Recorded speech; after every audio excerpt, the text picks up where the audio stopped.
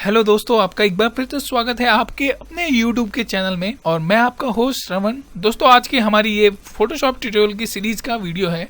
आज के वीडियो में मैं फोटोशॉप के प्रेफरेंस की जो सेटिंग होती है उसको कवर करेंगे, यानी कि उस फोटोशॉप की प्रेफरेंस सेटिंग के बारे में जानेंगे। वीडियो शुरू करने से पहले दोस्तों, अगर आप हमारे चैनल पर नए हैं तो आपको बताना चाहूंगा कि अगर आप फोटोशॉप सीखना चाहते हैं तो वीडियो के डिस्क्रिप्शन में आपको हमारी सभी फोटोशॉप ट्यूटोरियल की प्लेलिस्ट का लिंक मिल जाएगा, जिस पर आप क्लिक करके हमारे शुरू से लेकर अभी तक के सभी वीडियो ट्यूटोरियल को एक साथ देख सकते हैं। और दोस्तों, अगर आपने हमारा यूट्यूब चैनल सब्सक्राइब नहीं किया है तो आपको सब्सक्राइब कर लेना चाहिए, क्योंकि यहाँ पर बहुत ही अच्छे अच्छे वीडियो आपको देखने को मिलते हैं और सभी जानकारी आपको फ्री में हिंदी में सिखाई जाती है। तो चलिए दोस्तों, आज का ये फोटोशॉप का ट्यूटोरियल शुरू करते हैं। तो दोस्तों, जैसा कि मैंने आपको पहले ही बताया कि आज हम फोटोशॉप में प्रेफरेंस कहाँ पर होता है, फोटोशॉप की प्रेफरेंस सेटिंग को हम कहाँ से ओपन करते हैं, तो चलिए मैं आपको बताता हूँ। आपको प्रेफरेंस सेटिंग आपको मिलेगी, आपको यहाँ ऊपर टॉप मेन्यू में जाना पड़ेगा एडिट में, और फिर यहाँ पर जो भी ऑप्शन आएंगे उसमें आप नीचे यहाँ पर देखेंगे, यहाँ पर लिखा हुआ है प्रेफरेंसेस, और फिर हम यहाँ पर जनरल पर क्लिक कर देंगे। और इसका आप शॉर्टकट की भी है, आप अपने कीबोर्ड में Ctrl+K दबा सकते हैं, तो ये जो भी फोटोशॉप की प्रेफरेंस की सेटिंग है वो विंडो यहाँ पर ओपन हो जाएगी। तो आप देख सकते हैं यहाँ पर बहुत सारी सेटिंग दी हुई है और इन सब को हम यहाँ से बहुत ही आराम से कंट्रोल कर सकते हैं। तो चलिए देखते हैं कि ये सेटिंग क्या क्या है और किससे क्या होता है।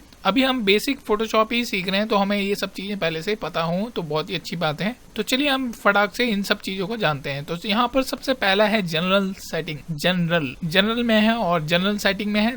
तो दोस्तों, यहाँ पर सबसे पहला जो ऑप्शन है वो है कलर पिकर का, और यहाँ पर हमारे सामने दो ऑप्शन है, विंडोज और एडोब।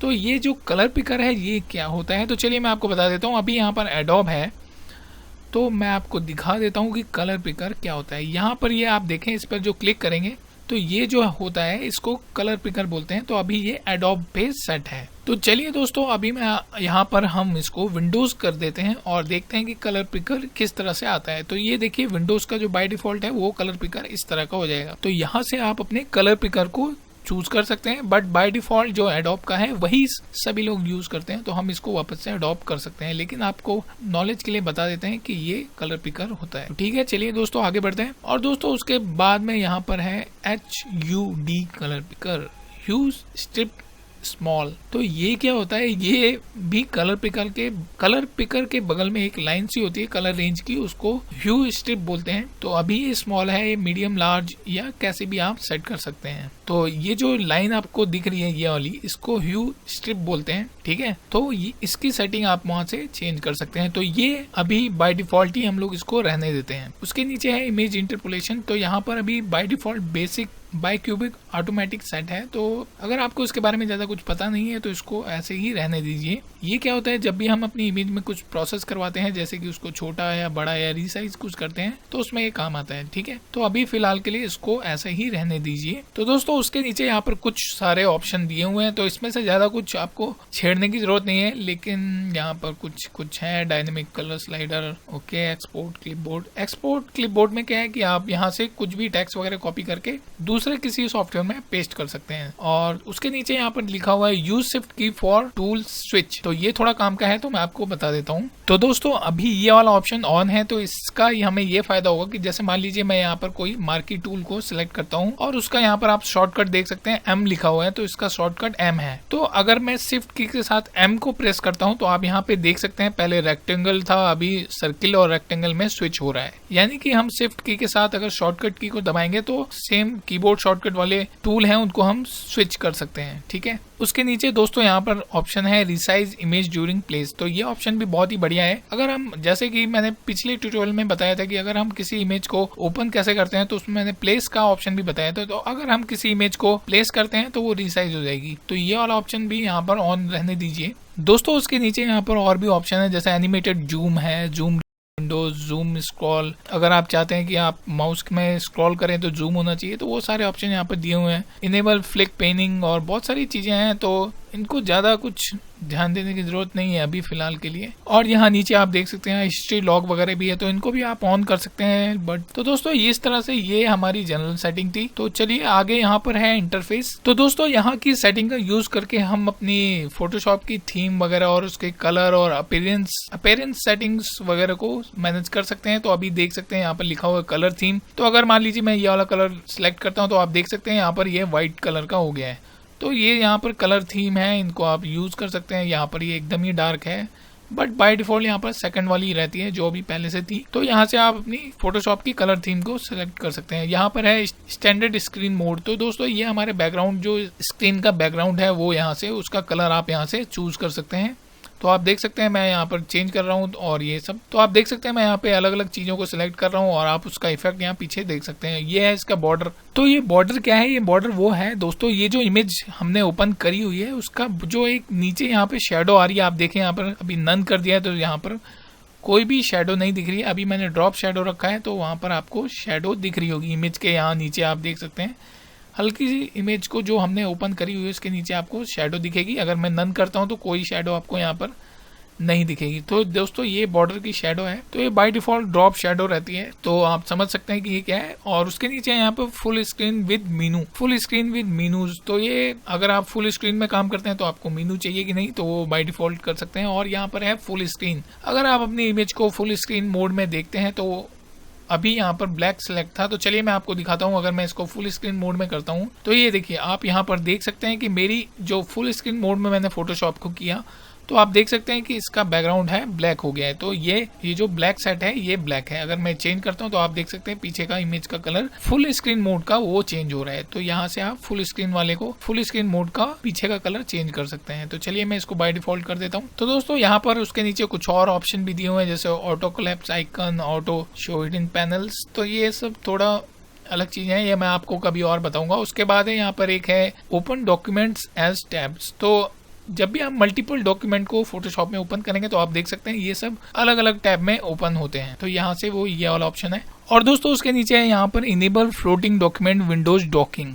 तो ये क्या होता है? ये देखिए, अगर मैं किसी टैब को इस तरह से करता हूँ तो ये फ्लोटिंग विंडोज बन जाती है। तो वो ये वाला ऑप्शन है, अगर उसको चेक मार्क करेंगे तो फिर ये फ्लोटिंग विंडो बन सकता है, कोई दूसरा डॉक्यूमेंट भी इस तरह से फ्लोटिंग विंडो में आ सकता है। तो ठीक है, यहाँ पर ये इनेबल फ्लोटिंग विंडो वाला ये वाला ऑप्शन है। तो यहाँ पर और भी कई सारे हैं, शो टूल टिप्स, और नीचे यहाँ पर टेक्स्ट है, यहाँ पर लैंग्वेज है, और ये जो हमारी यूआई के फॉन्ट होते हैं, जो आइकन है उनका साइज है स्मॉल, मीडियम, लार्ज। तो आप कैसा भी इनको रख सकते हैं आपका। फिर ये यूआई के फॉन्ट वगैरह का साइज यहाँ से चेंज कर सकते हैं। तो ये यहाँ पर इंटरफेस की कुछ प्रेफरेंस की सेटिंग थी। तो यहाँ पर तीसरा नंबर है सिंक सेटिंग्स। तो अगर आपकी एडोब आईडी या एडोब ड्राइव में आपका अकाउंट है तो यहाँ से वो सिंकिंग यहाँ से करवा सकते हैं। तो आगे बढ़ते हैं, यहाँ पर है फाइल हैंडलिंग। तो ये भी काफ़ी बढ़िया ऑप्शन है। इससे आप यहाँ पर अगर इमेज प्रीव्यू है तो ऑलवेज सेव होनी चाहिए। तो ये सब आप बाय डिफ़ॉल्ट ही रहने दें। यहाँ पर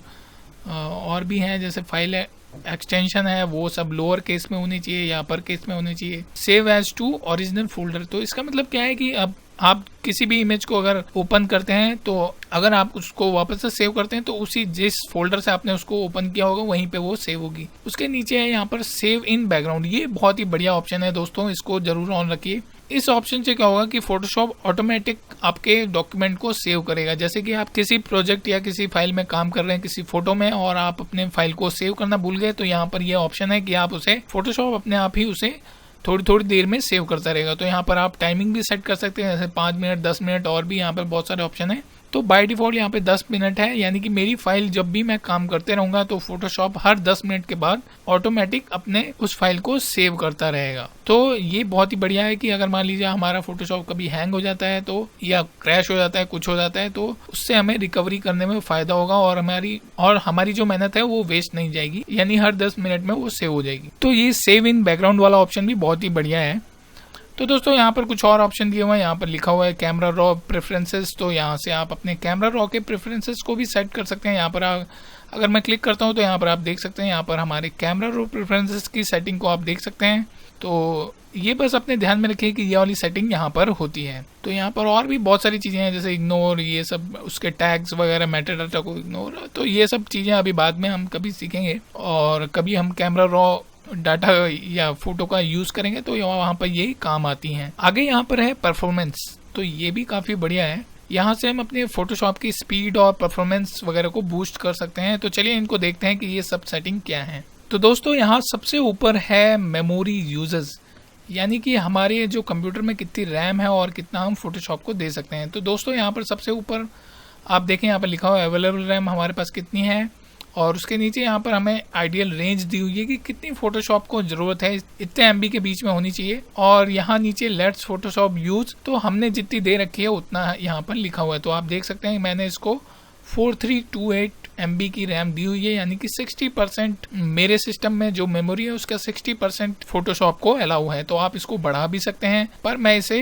60% ही रखता हूँ क्योंकि मैं फोटोशॉप के साथ साथ और भी बहुत सारे सॉफ्टवेयर को चलाता हूँ। तो अगर मैं सारी मेमोरी इसको दे दूंगा तो बाकी सॉफ्टवेयर फिर नहीं चलेंगे। तो अगर आप फोटोशॉप को ही यूज करते हैं तो आप इसको 70-80% तक भी बढ़ा सकते हैं। और अगर आपकी रैम बहुत ही कम है तो आप अपनी रैम को बढ़ा लीजिए, क्योंकि फोटोशॉप में कम से कम 2 GB की रैम तो होनी चाहिए, यानी कि 2000 MB की उसको मेमोरी तो मिलनी ही चाहिए। तो दोस्तों यहाँ से आप अपनी मेमोरी यूजर्स का मैनेज कर सकते हैं। उसके नीचे यहाँ पर दोस्तों है स्क्रैच डिस्क। तो इसका क्या मतलब होता है कि अगर मान लीजिए आपके फोटोशॉप में मेमोरी यूजर्स ज्यादा हो जाता है तो वो आपकी फिर डिस्क का भी यूज कर सकता है। तो यहाँ पर आप किसी भी डिस्क को लोकेट कर सकते हैं, यानी कि उसको दे सकते हैं, ताकि वो अगर आपकी सिंगल जैसे C ड्राइव पर ज्यादा लोड आएगा तो वो किसी और ड्राइव में भी उसको बांट सकता है। मतलब वो लोड डिस्ट्रीब्यूट हो जाएगा और ज्यादा सिंगल हार्ड डिस्क पर नहीं पड़ेगा। तो आप चाहें तो इसमें किसी भी जो भी आपकी बढ़िया हार्ड डिस्क हो उसको आप यहाँ पर अलाउ कर सकते हैं। तो ये आपकी फोटोशॉप की परफॉर्मेंस को काफी बूस्ट कर देगा। यहाँ से आप स्क्रैच डिस्क को मैनेज कर सकते हैं। दोस्तों यहाँ पर है हिस्ट्री एंड कैश। तो हिस्ट्री में क्या है, यहाँ पर कई सारी चीजें दी हुई हैं। यहाँ पर जैसे हिस्ट्री स्टैक हिस्ट्री, यहाँ पर वैल्यूज की 20 है, यानी कि अगर हम 20 बार अंडू करें तो वो अंडू हो जाएगी, यानी कि उसको 20 जो हमारे बैक मूवमेंट रहेंगे फोटोशॉप में वो सब उसको याद रहेंगे। तो अगर आप इसको इंक्रीज कर देते हैं तो फोटोशॉप फिर आपकी काफी पुरानी हिस्ट्री को भी याद रखेगा। जैसे आपने 100 कर दिया तो आपके पिछली 100 कमांड को भी याद रखेगा और आप उतनी बार अंडू कर पाएंगे। लेकिन इससे क्या होगा कि आपकी मेमोरी यूजर्स काफी ज्यादा हो जाएंगी। तो आप बैलेंस रखिए अपने कि आप इससे ज्यादा गलतियां नहीं करेंगे और कभी इससे ज्यादा आपको अंडू करने की जरूरत नहीं पड़ेगी। तो ये आप पे डिपेंड करता है आप यहाँ पे क्या रखें। इसके नीचे यहाँ पर आप देख सकते हैं कि यहाँ पर हमारा ग्राफिक कार्ड दिख रहा है जो मैं अपने सिस्टम में लगा हुआ है, वो सब यहाँ से आप सेट कर सकते हैं। तो दोस्तों ये थी हमारी परफॉर्मेंस सेटिंग। उसके नीचे यहाँ पर है कर्सर्स। तो दोस्तों इसमें ज़्यादा कुछ है नहीं, यहाँ पर बस कर्सर का यहाँ से आप जैसे स्टैंडर्ड है और काफ़ी सारी चीज़ें हैं, नॉर्मल ब्रश टिप्स और टिप्स वगैरह की सिंपल सी चीज़ें हैं। जैसे ये ब्रश प्रीव्यू का कलर यहाँ पर रेड है, तो मैं आपको दिखा देता हूँ कि ब्रश प्रीव्यू क्या होता है। जब भी हम ब्रश को यूज़ करते हैं तो उसमें एक ब्रश प्रीव्यू होता है जिससे हम उसकी रेडियस वगैरह का पता लगाते हैं। तो मैं आपको अभी यहाँ पर दिखा देता हूँ। तो चलिए मैं यहाँ पर ब्रश को सिलेक्ट कर लेता हूँ। तो आप देख सकते हैं यहाँ पर मैंने ब्रश को सिलेक्ट किया और ये उसका वो कलर था रेड कलर। ये जो उसका ब्रश प्रीव्यू उसका रेडियस जो दिखा रहा है रेड कलर का, तो ये वो वाला कलर था जिसको हमने अभी देखा था। यहाँ पर कर्सर में ये जो रेड कलर है ये वही वाला कलर है। अगर मैं चाहूँ तो इस पर क्लिक करके इसको ब्लैक कर देता हूँ तो आप देखेंगे कि यहाँ पर वो ब्लैक कलर का हो गया। तो बहुत ही सिंपल चीज है, लेकिन आपको पता होनी चाहिए इसलिए बता दिया है, यहाँ पर होती हैं। तो चलिए मैं इसको वापस से रेड कर देता हूँ। तो ठीक है दोस्तों, यहाँ पर आपको कर्सर की सेटिंग मिल जाएंगी। नेक्स्ट यहाँ पर है ट्रांसपेरेंसी एंड गैमिट। तो दोस्तों एक्चुअली एक गामा सेटिंग है। तो दोस्तों यहाँ पर आप देख सकते हैं यहाँ पर ट्रांसपेरेंसी की सेटिंग दी हुई है। तो आप देख सकते हैं यहाँ पर चेकर बॉक्स टाइप के बने हुए हैं। तो यहाँ से आप ग्रिड साइज को सेलेक्ट कर सकते हैं। अभी मीडियम है तो मैं आपको बता देता हूँ ट्रांसपेरेंसी ग्रिड क्या होती है। तो ये ट्रांसपेरेंसी ग्रिड है और इसी की वो सेटिंग्स हैं। तो अभी यहाँ पर ये जो ग्रिड का साइज है यहाँ पर मीडियम है, तो आप इसको लार्ज कर सकते हैं। तो आप पीछे देख सकते हैं ये लार्ज हो गई। और उसी तरह से यहाँ से आप उसका कलर यहाँ से सिलेक्ट कर सकते हैं। तो आप देख सकते हैं इसका ट्रांसपेरेंसी का जो ग्रिड का है उसका कलर और साइज यहाँ से हम कंट्रोल कर सकते हैं। तो ठीक है दोस्तों, तो अभी मैं इसको बाय डिफॉल्ट ही रहने देता हूँ। और ये क्या है, ये हमारी गामा वैल्यू अगर कलर वैल्यू जो अगर वो उसको नहीं मिलती है या रेंज के बाहर जाती है तो वहां पर ये वाला कलर डिस्प्ले होना चाहिए। तो ये थोड़ी अलग सेटिंग है, इसको हम कभी बाद में देखेंगे। जैसे हम CMYK या किसी और प्रोफाइल में काम करते हैं तो हमें कई बार कलर रेंज नहीं मिलती है, तो वहां पर ये वाला कलर फिल हो जाएगा। उसके नीचे दोस्तों यहाँ पर है यूनिट एंड रूलर। यहाँ से हम फोटोशॉप में उसकी यूनिट को सेट कर सकते हैं। तो आप यहाँ पर देख सकते हैं ऊपर कुछ नंबर आपको लिखे हुए दिख रहे होंगे। तो ये रूलर्स हैं। अभी यहाँ पर अगर मैं सेंटीमीटर करता हूँ तो ऊपर आप देखें ये सेंटीमीटर में हो गया। अगर मैं मिलीमीटर में करता हूँ तो ऊपर आप देखें मिलीमीटर में चेंज हो गया। अगर मैं पॉइंट्स में करता हूँ तो ये इस तरह से, और पिक्सल और कई सारे ऑप्शन यहाँ पर दिए हुए हैं। तो आप यहाँ से फोटोशॉप में रूलर की यूनिट्स को सेट कर सकते हैं। ये यहाँ पर पॉइंट है और ये कॉलम साइज और विड्थ वगैरह यहाँ से सेट कर सकते हैं। तो इसमें ज़्यादा कुछ है नहीं, उसको पढ़ के आप समझ सकते हैं। उसके नीचे यहाँ पर है गाइड्स, ग्रिड एंड स्लाइसेस। तो यहाँ पर सबसे पहला है गाइड्स, उसका यहाँ पर सबसे पहला है कलर और उसके नीचे है स्टाइल। तो कलर और स्टाइल है यहाँ पर स्मार्ट गाइड्स, कलर, ग्रिड और बहुत सारी सेटिंग है। तो मैं आपको सिंपल सा बता देता हूँ कि ये गाइड्स वगैरह क्या होती है। तो देखिए, अगर मैं यहाँ से कुछ गाइड्स को आपके सामने यहाँ पर लाता हूँ तो आप देख सकते हैं यहाँ पर सियान कलर की आपको एक लाइन दिख रही होगी। तो मैं ऊपर से भी एक गाइड को यहाँ पर ला देता हूँ। तो आप देख सकते हैं यहाँ पर एक सियान कलर की हमें एक गाइड दिख रही है। तो इसे फोटोशॉप में गाइड्स कहा जाता है।